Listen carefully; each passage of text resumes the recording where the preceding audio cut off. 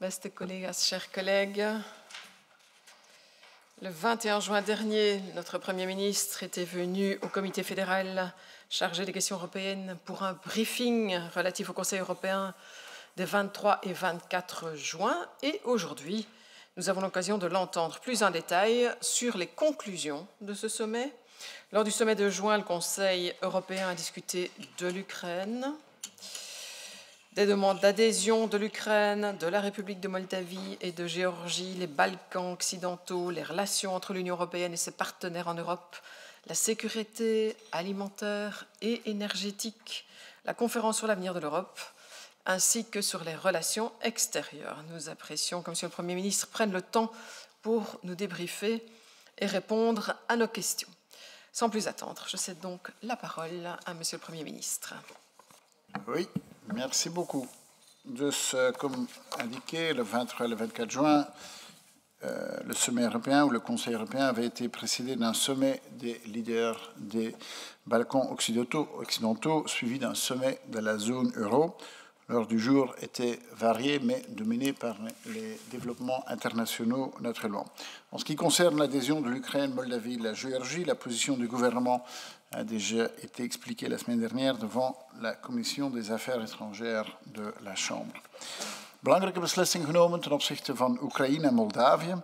De Raad heeft nog eens vastberaden haar steun uitgedrukt aan Oekraïne, dat het slachtoffer is van brutale Russische agressie. België steunt de EU-kandidatuur voor Oekraïne in lijn met artikel 49 van het Verdrag voor de Europese Unie. We willen op basis van het advies van de Commissie tot een duidelijk hervormingspad komen, geënt op een sterke afdwingbare conditionaliteit. Dat is een essentieel element. Dat is de basis van een merit-based toetredingsproces dat op termijn tot de toetreding kan leiden. Ik heb opnieuw benadrukt dat we ook hier eerlijk moeten blijven en op een eerlijke manier communiceren met Oekraïne en Moldavië. Het is een proces die grote inspanningen zal vergen en kan voor ons land niet gebeuren door het proces in te korten of door bepaalde regels overboord te gooien. Het proces moet immers de noodzakelijke geloofwaardigheid blijven behouden, namelijk coherent zijn met de uitbreidingsprocessen van de bestaande kandidaat-lidstaten. Aan de commissie wordt dan ook gevraagd over deze voorwaarden te rapporteren in reguliere jaarlijkse voortgangsrapporten. Het toetredingsproces is een kans om de heropbouw van Oekraïne te gebruiken om de nodige rechtsstatelijke hervormingen, anticorruptiemaatregelen en conditionaliteit te bereiken, als ook te zorgen voor economische convergentie met de Unie. België heeft het advies van de commissie globaal gevolgd in het toekennen van het kandidaatstatus aan Oekraïne en Moldavië en ondersteunt het perspectief daartoe voor Georgië. In zaken de landen van de westelijke Balkan hebben de EU-leiders nog eens hun steun uitgedrukt voor het perspectief voor EU-lidmaatschap. Afgelopen zaterdag keurde na Bulgaarse ook het Noord-Macedonische parlement stemden ze in met het compromis dat Frankrijk onderhandelde tussen Bulgarije en Noord-Macedonië. Hierdoor is de weg vrijgemaakt voor de start van de toetredingsonderhandelingen voor Noord-Macedonië en ook voor Albanië. Verder blijven er heel wat stappen te zetten, onder meer op het vlak van hervormingen, met name op het gebied van de rechtsstaat, bestrijding van de corruptie en bescherming van minderheden. Zo is er de dialoog tussen Belgrado en Pristina over de normalisering van de betrekkingen tussen Servië en Kosovo en de verdere uitvoering van het politiek akkoord dat bereikt is tussen de leiders van Bosnië en Herzegovina. We hebben ook een eerste discussie gehad over de brede betrekkingen die de EU moet hebben met de landen rondom ons. L'idée a été lancée d'une communauté politique européenne. Notre pays est très ouvert par rapport au débat sur l'Europe élargie. La rivalité géopolitique dans notre voisinage immédiat est évidente depuis plusieurs années. Comme j'avais dit, l'une des principales faiblesses de notre politique dans notre voisinage est l'utilisation de la politique d'élargissement, un processus d'alignement et en soi technique pour atteindre des objectifs géopolitiques. Cela politise au plus haut point notre politique d'élargissement et ça ne contribue pas toujours à sa crédibilité. Il faut impliquer beaucoup plus étroitement les leaders politiques de ces pays voisins dans nos discussions au sein de l'Union, mais aussi de rendre beaucoup plus tangibles les bénéfices concrets de la coopération européenne pour l'intégration sur le marché intérieur et pour les ressortissants de notre voisinage européen. convient aussi de montrer que le choix d'un modèle démocratique fondé sur l'état de droit porte également ses fruits. Début octobre à Prague, en marge du Conseil européen informel, la tenue d'une première réunion de communauté politique européenne est prévue. Derde belangrijk punt dat we hebben besproken en dat ik hier wil onderlijnen is de economische situatie en de rol van energie daarin. We hebben gezien dat daar in de afgelopen maanden de neuzen in dezelfde richting zijn komen te staan. We hebben daar als land keihard mee aan de kar getrokken. Er is nu een gemeenschappelijk aankoopplatform. Er komt een Energy Steering Board vergelijkbaar met diegene die we gehad hebben tijdens de COVID-crisis. Het slechtste wat we immers zouden kunnen doen is nu als Europese landen een strategie te kiezen van ieder voor zich. We moeten samen een hecht energieblok vormen om samen de komende winters door te komen. We zullen zorgen voor een operationele coördinatie met vooral de winter in het vizier. Hoe meer we ook deze zomer ons voorbereiden, hoe weerbaarder we zullen zijn tijdens de komende wintermaanden. We zorgen dus voor een goede planning van gasreserves en zorgen dat de buffers goed aangevuld zijn. We houden contact met grote verbruikers, producenten en leveranciers om te kijken hoe een en ander zo goed mogelijk kan worden gepland, bijvoorbeeld met betrekking tot periodes van onderhoud. Als Europese Commissie en lidstaten zullen we de instrumenten gebruiken die we nu hebben, zoals de gezamenlijke aankoop, maar ook de prijsbeheersing. Vorige week hebben we het federale winterplan goedgekeurd. We hebben dat vorige vrijdag gedaan. Dat zal de basis vormen van ons engagement in het Europese winterplan, dat op basis van onze discussie in juni in de komende dagen door de Europese Commissie zal voorgesteld worden. Voilà. Madame la Présidente, comme introduction, je suis totalement ouvert. Questions et discussions. Merci beaucoup, Monsieur le Premier ministre. Meneer de Mesmaeker. Dank u wel, meneer de eerste minister. Twee onderwerpen, Oekraïne en dan de energiecrisis. Eén, Oekraïne. We zien in die oorlog inderdaad dat die alsmaar harder wordt. Steeds meer willekeurige aanvallen op burgerdoelwitten, ver van de frontlijn, ver van militaire doelwitten. Dat komt nu dagelijks voor met veel slachtoffers, ook veel kinderen. Veel van die aanvallen die zelfs het dagelijks nieuws niet meer halen. Dit is niet moeilijk anders te catalogiseren dan terreur tegen burgerbevolkingen. Als we het hebben over terreur die door een staat gesteund wordt, dan is dat meestal over clandestine groepen die heimelijk worden gesteund door een erkende staat. Maar hier kan je moeilijk zeggen dat bombardementen zoals op Serhivka, op Kremenchuk, op Kharkiv, op Vinica, daar is niks heimelijks aan. Rusland, een erkende wereldmacht, permanent lid van de VN-veiligheidsraad, die openlijk burgers aanvalt. Burgers die zelfs niet in de buurt van gevechten zijn. Het zijn ook geen fouten of ongelukken, het is geen collateral damage. Oekraïne vecht voor zijn overleven. En we zien heel veel steunbetuigingen. We stand by Ukraine or with Ukraine. Maar het is een concrete steun, volgehouden steun, die brood nodig is. Oekraïne moet de middelen krijgen om zijn bevolking tegen die terreur te beschermen. En de EU-leiders beloven, zoals ze zelf zeggen, algehele economische, militaire, sociale, financiële veerkracht van Oekraïne krachtig te blijven ondersteunen, onder meer met humanitaire hulp. Maar concreet, meneer de eerste minister, er werd beloofd dat er 9 miljard richting Kiev zou gaan. Op dit moment, sinds mei tot nu, is daar welgeteld 1 miljard concreet van toegekend. De overige 8 miljard, daar kon nog geen overeenkomst over gevonden worden. 1 miljard kon worden gedekt door EU-budgetten. De rest, dat moet nog onderhandeld worden, terwijl de tijd dringt. Terwijl dit amper tegemoet komt aan de maandelijks 5 miljard die volgens het IMF nodig zijn om de Oekraïnse overheid draaiende te houden. Dus mijn vraag is, waar staat België? Welke plannen steunt onze regering nu concreet voor die noodfinanciering van Oekraïne om die ook rond te krijgen? En nog een problematischer debat wordt allicht dat over de heropbouw, de wederopbouw, naar schatting 750 miljard euro die nodig zal zijn, waar de Europese Commissie plannen moet concretiseren de komende weken. Wat is de positie van de Belgische regering over het Europese aandeel in die financiering en de oorsprong van die middelen? En de spillover van heel dit conflict, wereldwijd zijn er 400 miljoen mensen ongeveer die afhankelijk zijn van het Oekraïense graan. waarvan veel mensen zich bevinden in landen waar 40% van het budget naar voeding gaat. Dus het valt te verwachten dat dit voor heel veel instabiliteit en problemen zal zorgen. Er moet een snelle oplossing komen. En dat is voor alle partijen duidelijk, maar er is geen enkele oplossing die voldoet aan het probleem, namelijk de blokkering van die Oekraïnse zeehavens, goed voor 90% van alle graanexport.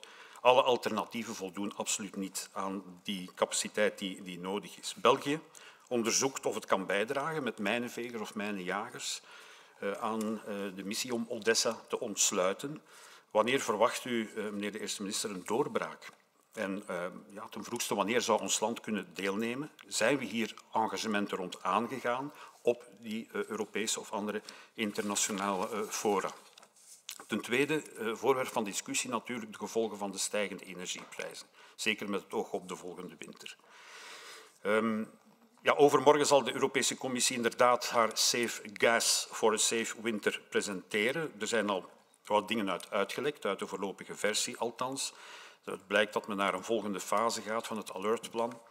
De instrumenten om de vraag te verminderen, dagelijkse monitoring, maatregelen voor de industrie, overschakelen naar andere brandstoffen, openbare gebouwen waar de verwarming op lager zal worden gezet. De vraag is of de regering op tijdig nog tijdens deze zomer zal communiceren over de gevolgen voor ons land, de impact op onze economie en ook de huishoudens natuurlijk van deze plannen. Maar zelfs als dit plan wordt doorgevoerd, dan leren we van de Europese gastransmissiesysteembeheerders dat indien het tot een volledige onderbreking komt van de Russische gasvoorziening, dat we het niet halen. De opslagdoelstelling van 80% zal niet gehaald worden. We zullen niet zonder vallen, uiteraard niet, maar het wordt wel een uitdaging om de voorraden voor volgend jaar nog aan te vullen. Budapest heeft al een energienoodtoestand afgekondigd, de leveringen naar buurlanden uitgesloten. Meent u, meneer de eerste minister, dat de Europese Unie verenigd genoeg zal zijn om deze crisis het hoofd te bieden, dat het inderdaad niet ieder voor zich zal zijn, gezien het feit dat sommige landen daar toch aan twijfelen. En dan een laatste belangrijke vraag, denk ik. De energie-intensieve industrieën van Duitsland zullen 5 miljard euro subsidies ontvangen nadat de mededingingsautoriteit van de EU daarvoor groen licht heeft gegeven. Het akkoord krijgt heel wat kritiek, omdat ook natuurlijk het een zware concurrentieverstoring zou kunnen gaan in deze kritieke tijden. Gaat u, meneer de eerste minister, akkoord met die deal die Duitsland mocht uitwerken van de Europese Commissie? Zal uw regering een gelijkaardige stappen proberen te zetten? Dank u wel. Dank u wel. Madame Regmans. Merci Madame la Présidente. Merci Monsieur le Premier ministre pour votre présentation et votre feedback de ce Conseil. Quatre champs de questionnement. D'abord sur l'Ukraine. Effectivement, j'aurais voulu savoir s'il y avait des engagements précis et chiffrés déjà sur le soutien accru pour la défense du territoire ukrainien, mais aussi des actions concrètes pour renforcer les sanctions contre la Russie. On peut lire dans le debriefing qu'on essaie d'éviter qu'elles soient contournées. Quels sont les obstacles que le Conseil a pu identifier et comment effectivement contourner pour que ces sanctions soient effectives envers la Russie, mais aussi envers la Biélorussie, qui était abordé au chapitre des relations extérieures, puisqu'on sait le rôle de base arrière que ce pays joue pour permettre et renforcer l'offensive russe et le maintien de l'offensive russe en Ukraine. Deuxième aspect, c'est le soutien concret. Est-ce que le Conseil s'est prononcé sur le soutien concret à apporter à l'Ukraine pour lutter contre l'impunité des crimes de guerre? Nous avons récemment au Sénat voter une résolution pour amener à supporter, à soutenir cette lutte contre l'impunité. Est-ce qu'il y a là des moyens concrets qui ont pu être dégagés pour documenter et pouvoir agir en termes de crimes de guerre, enfin de lutte contre les crimes de guerre. Troisième axe de l'enjeu ukrainien, évidemment, c'est l'alimentation. Est-ce qu'il y a eu des décisions concrètes pour pallier au blocage au-delà des... Est-ce que le Conseil a confirmé les moyens qui seraient mis pour permettre l'alimentation et le recours à des aides alimentaires pour les pays extérieurs, évidemment, les pays, essentiellement les pays du Maghreb et du Moyen-Orient et de l'Afrique sahélienne? En ce qui concerne l'élargissement, c'est évidemment très, très important, ces premières démarches envers les trois pays évoqués, donc l'Ukraine, la Moldavie, la Géorgie, pour avancer vers la reconnaissance, le démarrage des conditions de la demande d'adhésion. Comme vous l'avez dit, il y a une question vraiment de crédibilité. On voit la volonté de ces pays de rejoindre la communauté européenne et de rejoindre cette communauté d'intérêt, de défense des droits humains. En ce qui concerne la Géorgie, l'avis est peut-être plus mitigé. En tout cas, le rapport évoque des priorités qui doivent encore être répondues. Et donc, quelles sont les réponses finalement de la Géorgie à ce questionnement ou à ces attentes envers l'amélioration de son fonctionnement, de son état de droit? En ce qui concerne les questions économiques et les enjeux énergétiques, vous avez rappelé l'importance d'éviter le chacun pour soi, la volonté, mais comment cela se concrétise réellement. On parle de la maîtrise des coûts, mais il y a aussi, évidemment, pour nous écologistes, la nécessité de mettre des moyens et d'investir massivement. Cela a été dit déjà à plusieurs reprises, d'investir massivement pour les alternatives et donc pour renforcer le paquet Green Deal, les énergies renouvelables. Et à ce niveau-là, je voulais avoir un peu votre sentiment, sauf si ça a été abordé, j'imagine que ça a été abordé aussi en Conseil, mais quelle est la position de l'Union européenne par rapport aux stratégies, à la stratégie américaine et au récent voyage de Joe Biden en Israël et en Arabie Saoudite, essentiellement pour renégocier les contrats d'énergie fossile.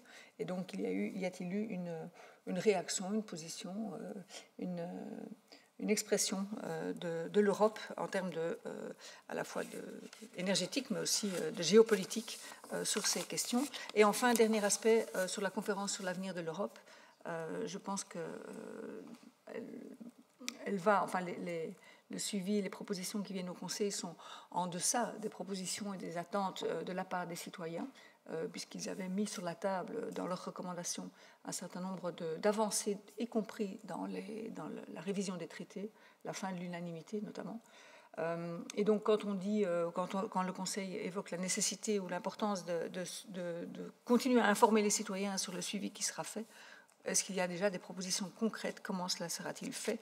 En sachant que, dès à présent, le Conseil a refermé les portes sur des alternatives beaucoup plus ambitieuses que les citoyens invitaient l'Europe à prendre. Merci, Monsieur le Premier. Merci, Madame Reckmans. Monsieur Flao. Merci, Madame la Présidente. Merci, Monsieur le Premier ministre. D'abord, dans cette période un peu particulièrement chargée, merci d'être présent en tout cas.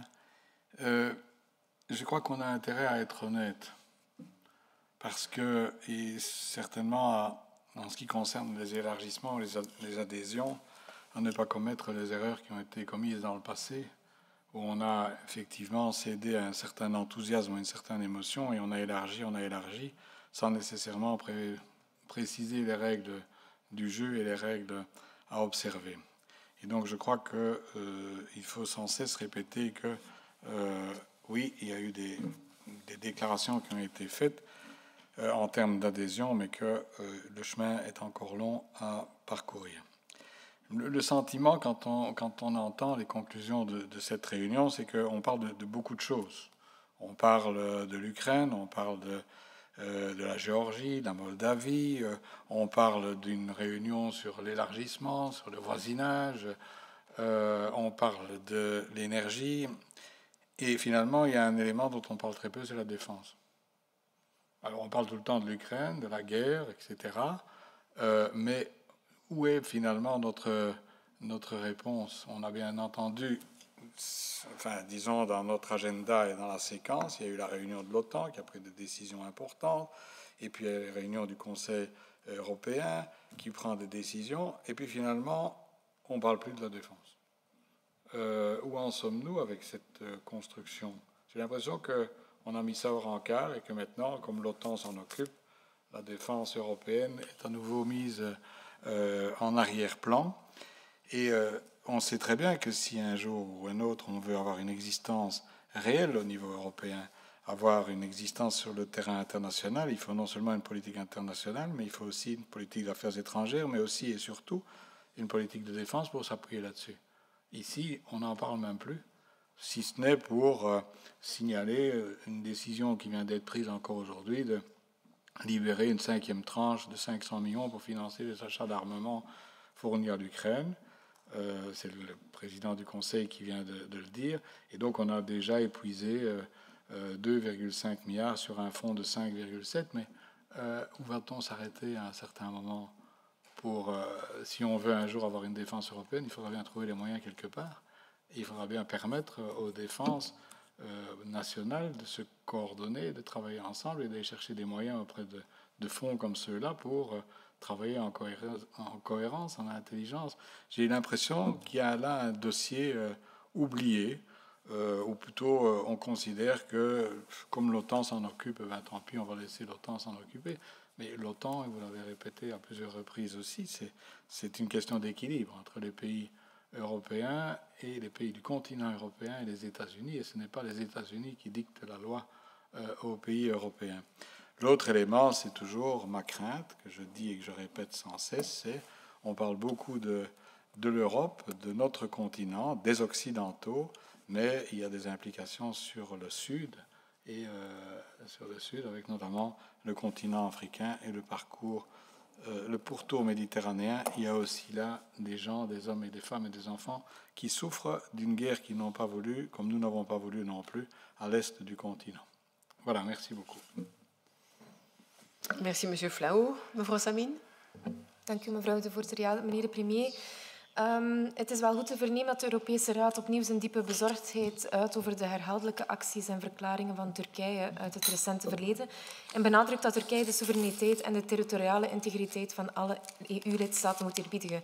En niet alleen is de houding van Turkije ten aanzien van Europese lidstaten te betreuren en terecht wordt er onder andere in de conclusies het oostelijk Middellandse Zeegebied aangehaald, maar ik verwijs in dit kader ook bijvoorbeeld aan de openlijke steun van Turkije aan Azerbeidzjan in het Nagorno-Karabakh-conflict.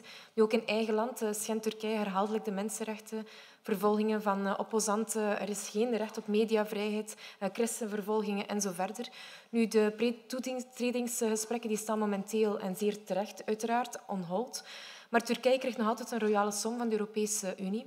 Nu, hoe ziet u de relatie tussen de Europese Unie en Turkije verder evolueren? En ziet u een toekomst voor Turkije binnen de Europese Unie? En dan een ander nog vraagje. Ik weet, meneer de premier, het staat niet in de conclusies, maar ik vraag er u toch naar. Werd de kwestie Iran besproken binnen het inmiddels befaamde uitleveringsverdrag dat deze week ter stemming zal plaatsvinden?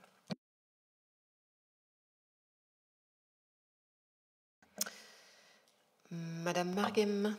Oui, merci Madame la Présidente. Monsieur le Premier ministre, merci de nous consacrer un peu de temps dans votre horaire très chargé en ce moment.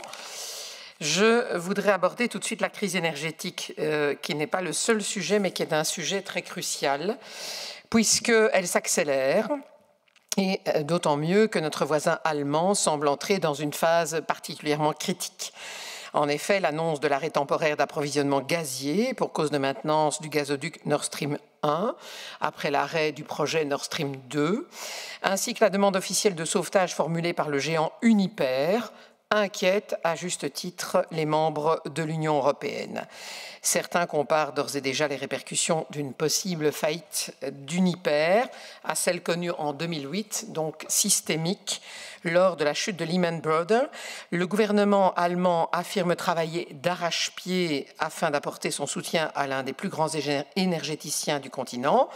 Mais, Monsieur le Premier ministre, je vous demande si l'impact tant redouté d'un tel séisme économique pourrait contraindre contraindre les partenaires européens à apporter leur aide également dans une démarche solidaire à ce géant économique allemand, sachant que de notre côté, la Belgique n'est pas mieux lotie puisqu'elle est dans une situation très délicate sur le plan énergétique par rapport à sa sécurité d'approvisionnement pour l'hiver qui vient, puisqu'on a entendu la ministre de l'Énergie demander, et ce fut une fin de non-recevoir de la part d'Engie, donc demander à Engie de prolonger pour l'hiver 2022-2023 Doel 3 et Tihange 2 qui normalement devrait être fermé d'une part.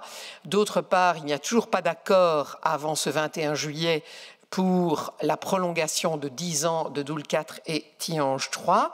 Et de manière maintenant plus géopolitique et macropolitique, je voudrais vous faire part d'un sentiment qui est partagé par l'ensemble des citoyens que nous côtoyons comme parlementaires. En réalité, ils sont d'abord très solidaires du gouvernement et de l'Union européenne dans la défense des valeurs européennes de paix et de solidarité à l'égard de l'Ukraine. Et en même temps, ils se rendent compte que cette situation engendre pour eux de graves restrictions et des augmentations de factures et des problèmes de rationnement potentiels lors de l'hiver qui approche, puisque toute l'Europe est solidaire non seulement dans la lutte contre le géant russe du mieux qu'elle peut, mais également subissant les conséquences de cette situation en termes d'approvisionnement énergétique.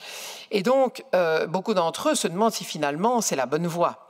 Et au fond, moi j'ai envie de vous poser une question toute simple, qui est peut-être un peu disruptive, un peu étonnante, et pardonnez-moi, je remplace au pied levé un collègue qui est habituellement devant vous, mais je me pose la question de savoir pourquoi l'Europe n'est pas en mesure d'établir un team de négociation, notamment avec les pays fondateurs de l'Europe, pour rappeler, même si ça n'a pas d'impact immédiat, à notre belligérant russe les valeurs de paix et de sûreté que nous avons voulu établir au moment de la constitution de l'Europe en disant plus jamais ça.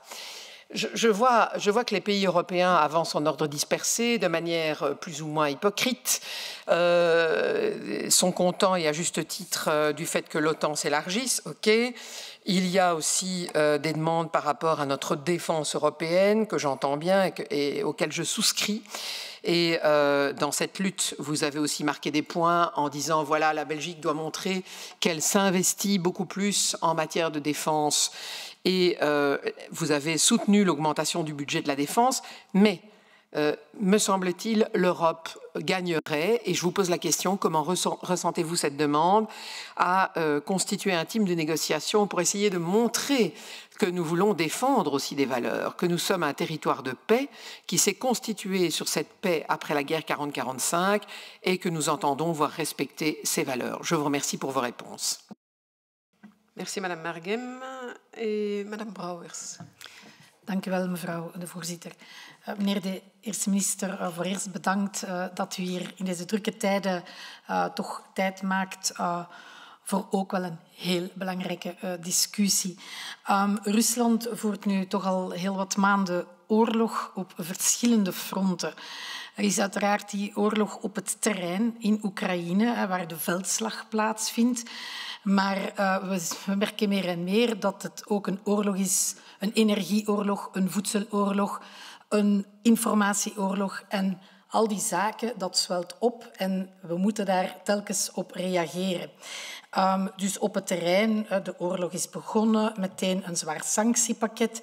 Rond die sancties is er op die top, dacht ik, niet zo heel veel gezegd, behalve dat men nog eens verder ging kijken, maar dat komt er dan nu aan. Misschien kan u daar al iets meer over vertellen. Rond een zevende sanctiepakket, een verfijning van de bestaande sancties. Wat zou dat nog kunnen inhouden? We lezen daar zaken over in de krant, maar misschien kan u al daar ook een tip van de sluier op lichten. En dan natuurlijk die hele oorlog op energievlak. Het is geweldig moeilijk aan het worden voor vele van onze gezinnen, maar ook voor onze industrie. We gaan naar een zeer moeilijke winter.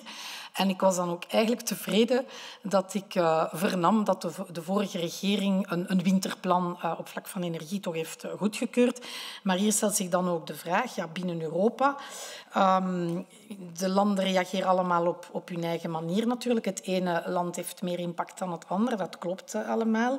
Maar welke maatregelen gaan er nu echt op Europees niveau genomen worden om de schade te beperken van het feit dat Poetin toch dreigt om de gaskraan helemaal toe te draaien? En is er daar voldoende solidariteit afgesproken binnen de Europese Unie? Ik had al vernomen dat u daar alleszins voor pleitte, maar wat is daar uiteindelijk van in huis gekomen? Gaat men aan één zeil blijven trekken? Gaat men ook op vlak van energie binnen Europa de solidariteit kunnen handhaven als we weten dat het heel moeilijk wordt voor industrie en gezinnen? Dan het derde vlak waar dat er ook oorlog natuurlijk wordt gevoerd, is het hele verhaal van de voedselbevoorrading met wereldwijde gevolgen.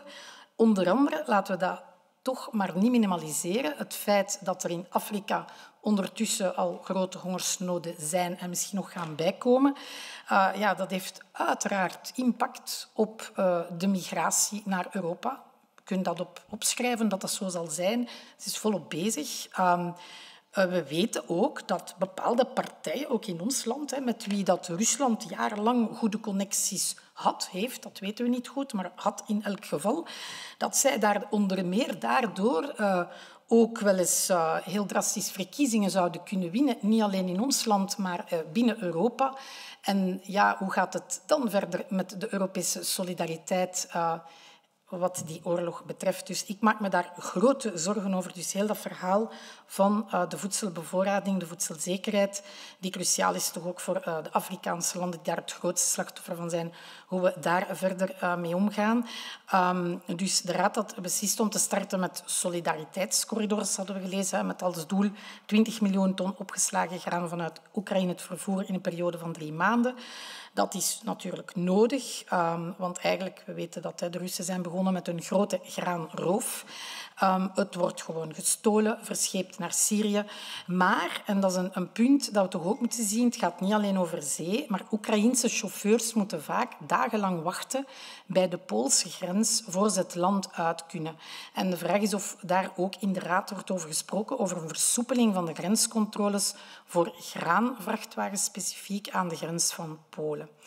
En dat is niet aan bod gekomen, maar ik wil het hier toch brengen, omdat we daar in de Senaat ook hard mee bezig zijn geweest. Er is natuurlijk ook een informatieoorlog bezig. Propaganda is van alle tijden en is alleen maar erger in oorlogstijden. Dat weten we, dat dan welig tiert. Maar de verspreiding van, laten we het desinformatie noemen, is in de huidige tijden natuurlijk gigantisch. Via sociale media, onder andere.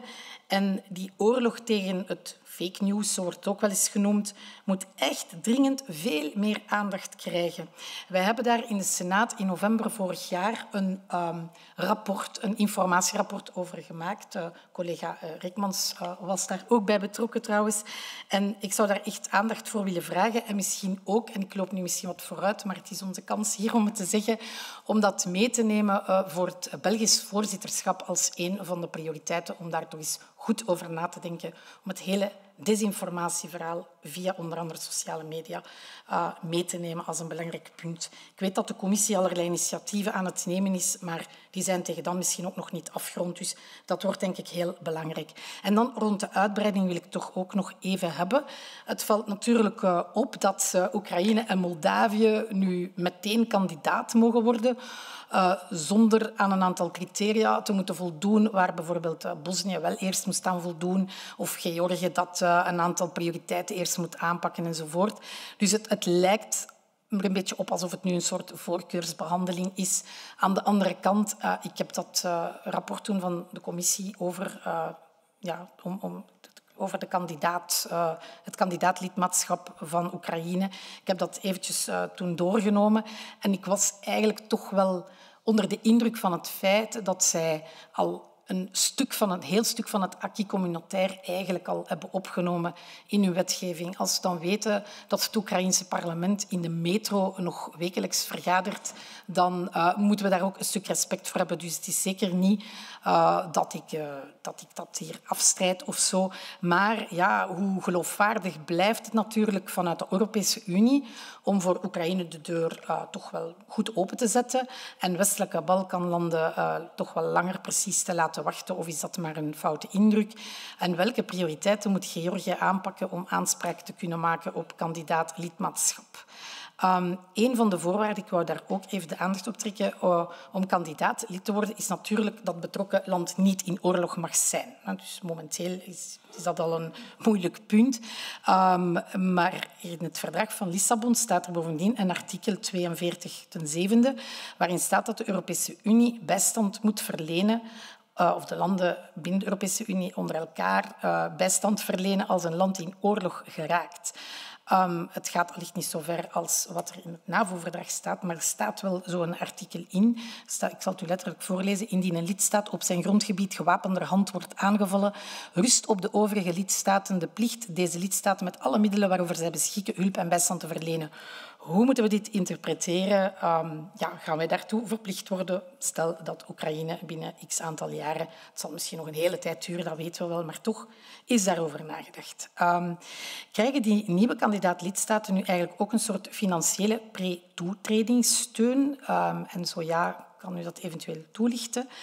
En dan de algemene vraag natuurlijk. Er komen de komende jaren, het kan nog lang duren, ik weet het, maar toch, de mogelijkheid is dat er 8 nieuwe lidstaten bijkomen, zodat de Europese Unie 35 landen zal omvatten.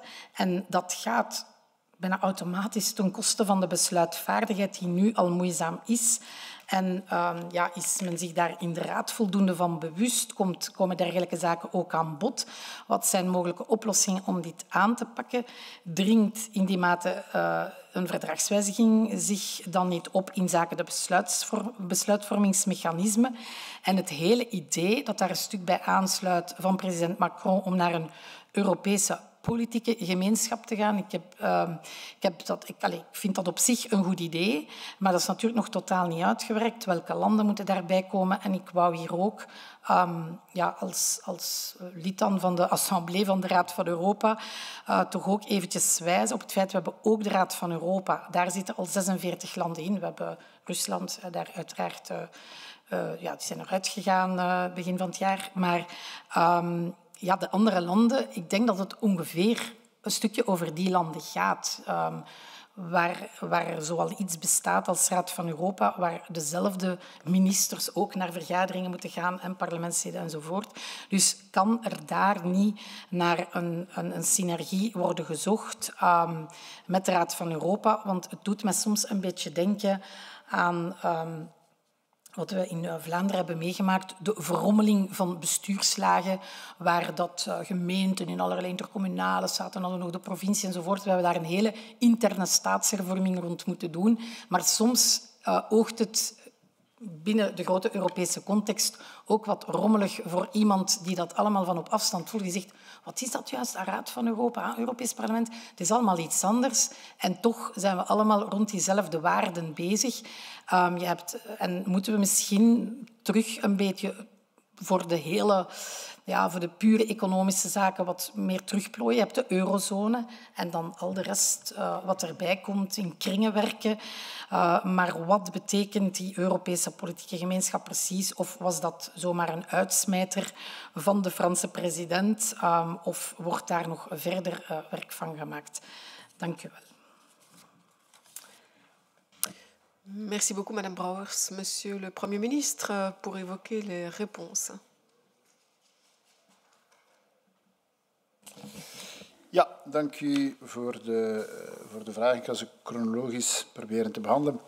Eerst ten opzichte van Oekraïne. Dus was die vraag over de macrofinanciële steun van 9 miljard. Daar is inderdaad 1 miljard van bevestigd. 8 miljard is daar nog niet van bevestigd. Wij steunen vanuit België de noodzaak om die 8 miljard te financieren. De commissie is vandaag bezig om daar een voorstel over uit te werken. In ieder geval is voor ons belangrijk dat er een maximale internationale coördinatie over gebeurt. Ook belangrijk dat het geen directe begrotingsimpact voor ons land mag hebben. Met betrekking tot de voedselcrisis, een aantal van jullie hebben dat aangehaald. Onderhandelingen die lopen. Die lopen ook onder impuls van Turkije. Wij bieden operationele steun, bijvoorbeeld via onze havens. Ook een aantal Belgische bedrijven hebben al steun geleverd. Bijvoorbeeld Lineas heeft ook al steun geleverd door middel van ter beschikking stellen van locomotieven in landen in de buurt om te helpen om alles te kunnen vrijmaken. Met betrekking tot energie, zoals aangegeven in mijn inleiding, ik denk dat we echt een hecht internationaal of Europees collectief energieblok moeten vormen. Ik denk dat we dat nu, deze zomer, moeten doen. Hoe beter we dat deze zomer doen, hoe beter dat we deze winter gaan doorgeraken. Het voorstel van de commissie, wij verwachten daar eigenlijk dat ze met een gemeenschappelijk kader gaan komen om de energievraag te beheersen, maar ook om met een aantal operationele crisisinstrumenten te kunnen komen, bijvoorbeeld met betrekking tot infrastructuur. Bijvoorbeeld om ervoor te zorgen dat de flow of gas gegarandeerd kan blijven en bijvoorbeeld ook naar mechanismen die, als dat nodig zou zijn om industrie te moeten ontkoppelen, om dat op een gecoördineerde manier te kunnen doen. We weten dat het risico in ons land daartoe eerder beperkt is, maar dan in een aantal andere landen het risico natuurlijk een stuk groter is, omdat ze veel afhankelijker zijn van Russisch gas. Voor ons land is dat niet het geval. Een van de redenen is dat we natuurlijk de voorbije decennia heel veel geïnvesteerd hebben in onze gasinfrastructuur. En wij zijn vandaag een gashub, niet enkel omwille van Zeebrugge, maar ook omwille van de zeer veel interconnecties die we hebben. En ook bijkomende interconnecties die in aanbouw zijn, bijvoorbeeld in de richting van Duitsland. Ik denk dat het niet volledig vergelijkbaar is, maar de crisiscoördinatie die we hadden met COVID is wel iets dat goed gewerkt heeft. En ik denk, dat was ons voorstel om naar die soort energy board te gaan, waar je een operationeel coördinatie hebt, waar je echt op Europees niveau met elkaar afspraken gaat maken rond maatregelen die je in nood moet nemen en plannen die je kan maken. Belgisch winterplan hebben we inderdaad, zoals u aangeeft, mevrouw, vrijdag uitgelegd. Het voornaamste objectief van dat winterplan is ervoor te zorgen dat onze buurlanden niet in de problemen komen. Dus op het gebied van toelevering van gas en op het gebied van productie van elektriciteit gaat men ervan uit dat Belgisch er maar een zeer klein risico is. Maar natuurlijk, als in andere landen, bijvoorbeeld Nederland, bijvoorbeeld Duitsland, bijvoorbeeld ook Frankrijk, omwille van de onbeschikbaarheid van hun nucleaire reactoren, als men daar in de problemen komt, ja, dan weten we dat natuurlijk de Europese solidariteit zal spelen om het net in evenwicht te kunnen houden. Dus dat kan een impact hebben op ons. Ten tweede natuurlijk, als bepaalde industrieën moeten afgeschakeld worden, ja, de economische impact daarvan kan een zeer grote zijn, vooral voor een land als België dat zeer veel op halffabrikaten werkt. Daar ook opnieuw, hoe beter we ons voorbereiden deze zomer, hoe beter we de winter gaan doorkomen. Met betrekking tot wat u zegt dat Duitsland doet voor hun bedrijven. Duitsland doet dit omdat natuurlijk de impact bij hen ook disproportioneel groot zou kunnen zijn. Veel groter dan dat bij ons het geval is. Wij analyseren de situatie in ons land en doen dat in het licht van de evoluties die er zouden kunnen zijn. Vandaag zien wij geen directe noodzaak. Vraag par rapport à l'Ukraine. C'est clair que la Belgique s'engage pleinement dans le combat contre l'impunité. On a déjà plusieurs fois expliqué quels sont les efforts que notre pays fait d'un point de vue d'expertise, donc de gens qu'on met à disposition, qui ont une connaissance spécifique, et aussi financière qu'on met à disposition. C'est un effort depuis le début de la guerre, et je pense que chaque jour, de nouveau, il est prouvé que c'est nécessaire de continuer nos efforts dans ce domaine. Par rapport à la conférence sur le futur de l'Europe, en fait, donc le Conseil a demandé d'assurer le suivi des recommandations citoyennes qui sont sorties de cette conférence. L'analyse, c'est que plus ou moins 95% de ces recommandations peuvent se faire dans les traités actuels.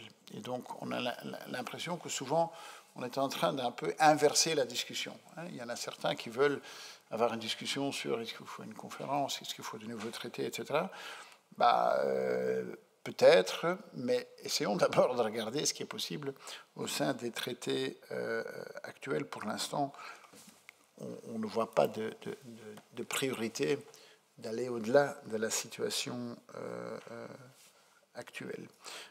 On est ouvert par rapport à une convention ou un changement de traité, mais à court terme, on ne voit vraiment pas la nécessité. Monsieur Flao, en effet, donc c'est un sujet que vous connaissez très bien, la défense européenne, il y a des pas importants à faire, quand même aussi au sein des réunions de l'OTAN. Beaucoup de pays européens, dont la Belgique, a accentué le fait que voilà, un OTAN qui fonctionne bien, ce n'est pas diamétral ou ce n'est pas opposé par rapport à une meilleure coordination européenne. Ce qui est important, naturellement, c'est qu'on se mette bien d'accord sur qui fait quoi. Parce qu'au sein de l'OTAN, il y a tout un volet technologique qui est en train de se développer. Au sein de l'Union européenne, la même chose est en train de se développer. Alors, ce n'est pas interdit que nous soyons impliqués dans les deux, mais il faut quand même bien définir qui fait quoi. En tout cas, au niveau européen, le Conseil européen de Versailles de mars était celui qui a déjà donné l'impulsion. Et surtout, le volet de meilleure coordination industrielle est pour nous crucial. C'est quelque chose qu'à chaque fois, on rappelle à la Commission de mettre cela en œuvre. Et pour nous, un des éléments primordiaux qu'on a mis en avant dans notre lettre au secrétaire général de l'OTAN par rapport à nos investissements de longue durée dans la défense. C'est un travail de longue haleine, mais je pense que c'est important que dans les mois qui viennent, un vrai impulse soit donné. Par rapport à l'Afrique, vous le mentionnez pratiquement à chaque fois, M. Flao, je partage tout à fait votre préoccupation.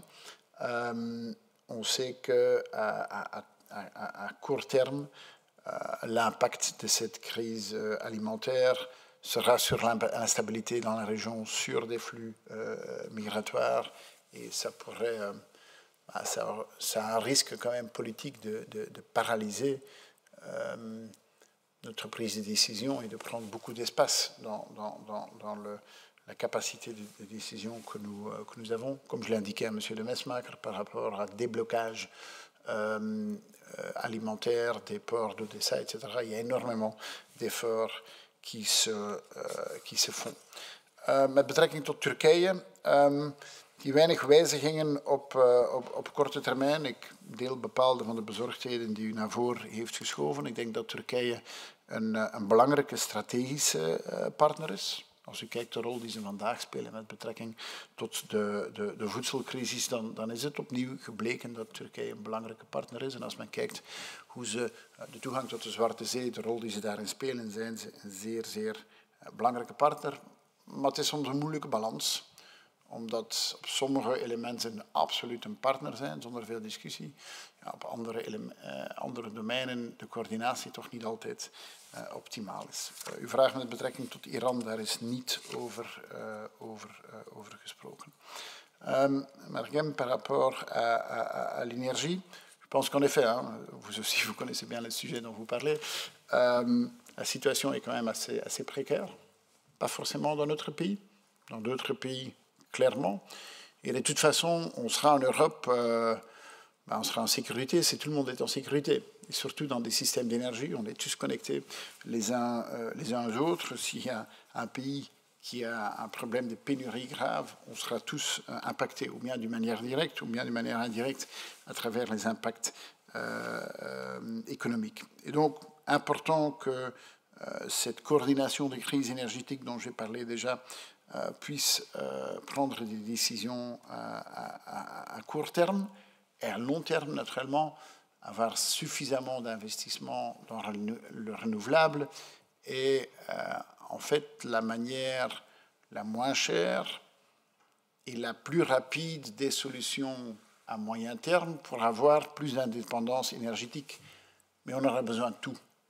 Je l'ai déjà dit à plusieurs fois, on n'est pas dans une situation où on doit aller dire ça doit être l'un et l'un est beaucoup plus important que l'autre. On va avoir besoin et de renouvelables, et de nucléaire, et de gaz, et de gérer la consommation, et de plus de coordination. Les hivers dans lesquels nous nous orientons, on aura besoin de tout. Et d'ailleurs, à moyen terme, si on veut évoluer vers un système zéro émission, tout ce que j'ai mentionné, on va en avoir besoin. Et le gaz, j'espère, le moins que possible.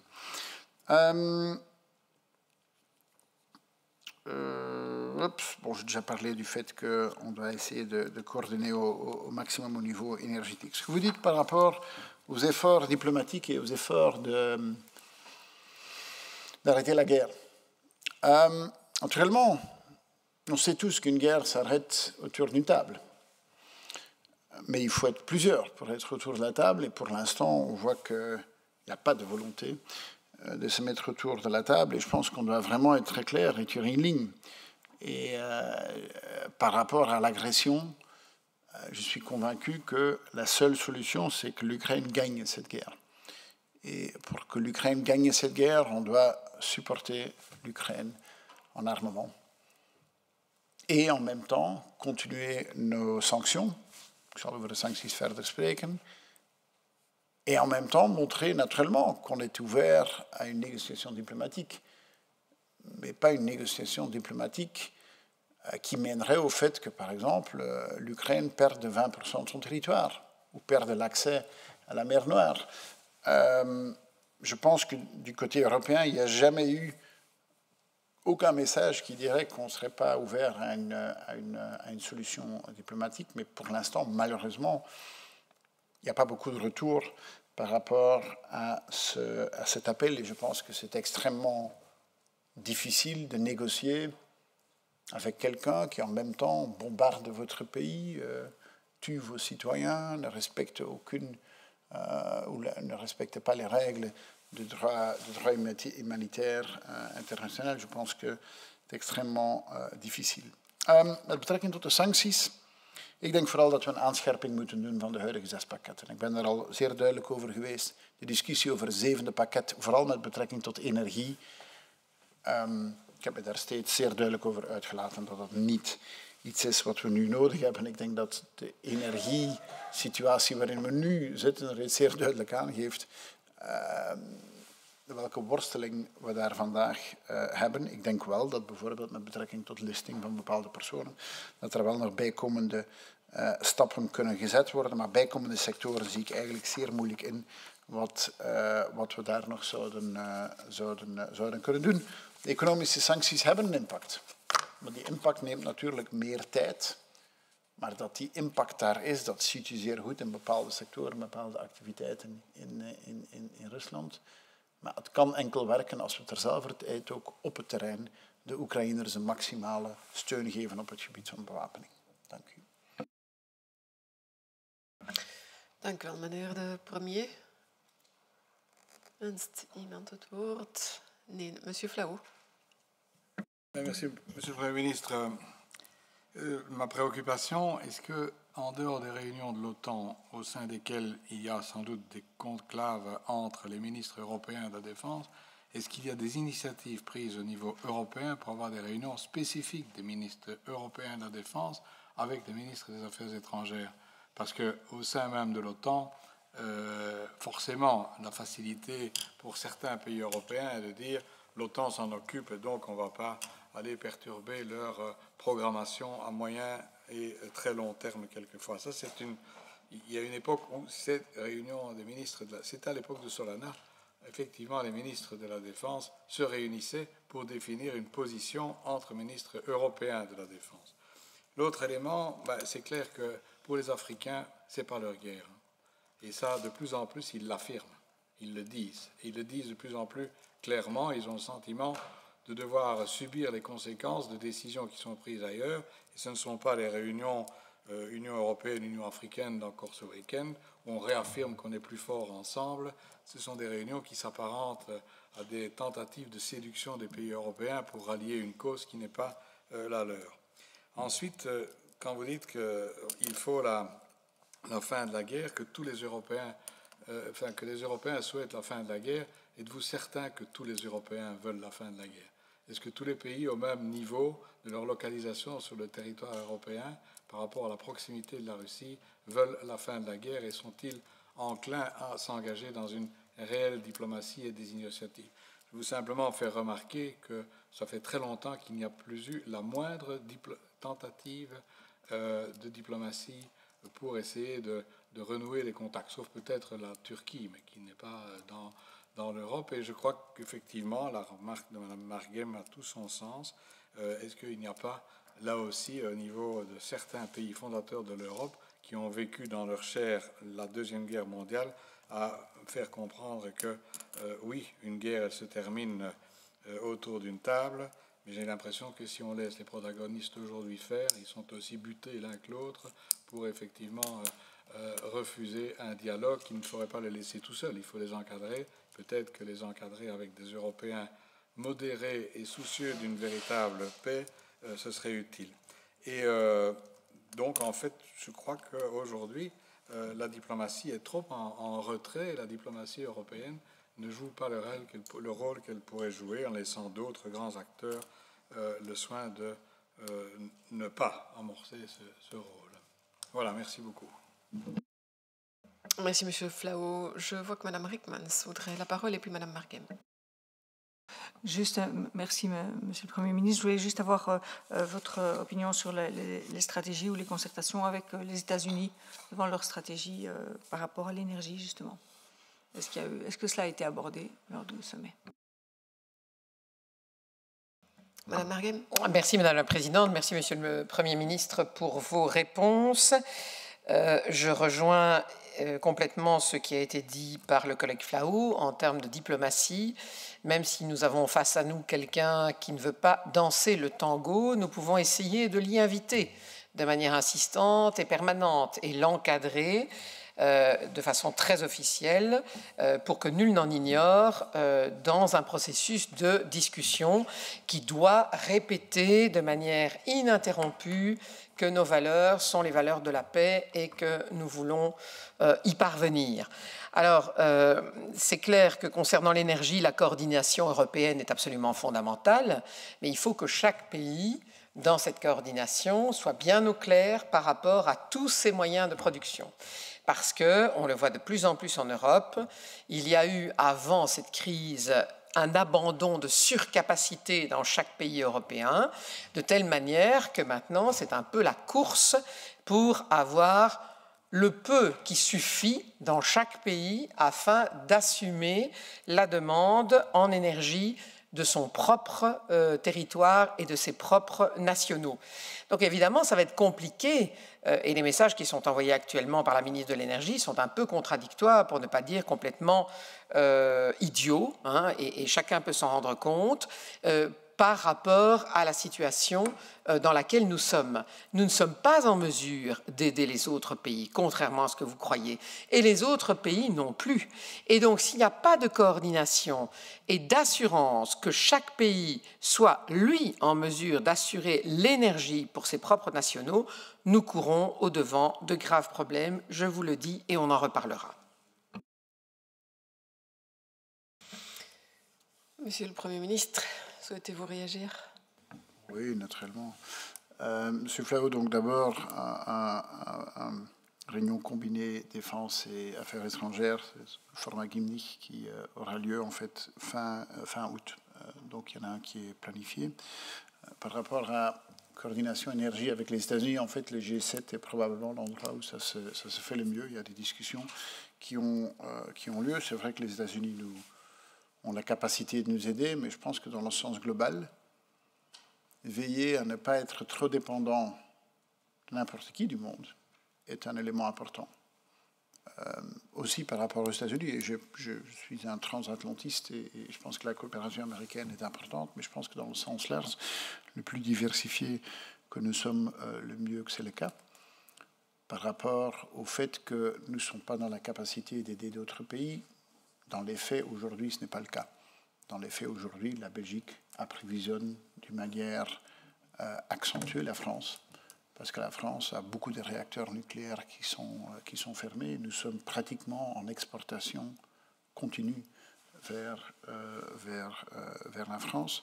Et cette analyse de support entre les différents pays est quelque chose qui se fait. Et tout est fait dans le cadre du possible par rapport aux décisions du passé aussi, pour essayer de garder un maximum de production disponible.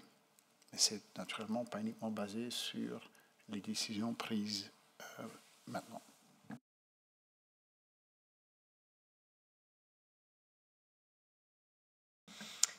Merci, Monsieur le Premier ministre.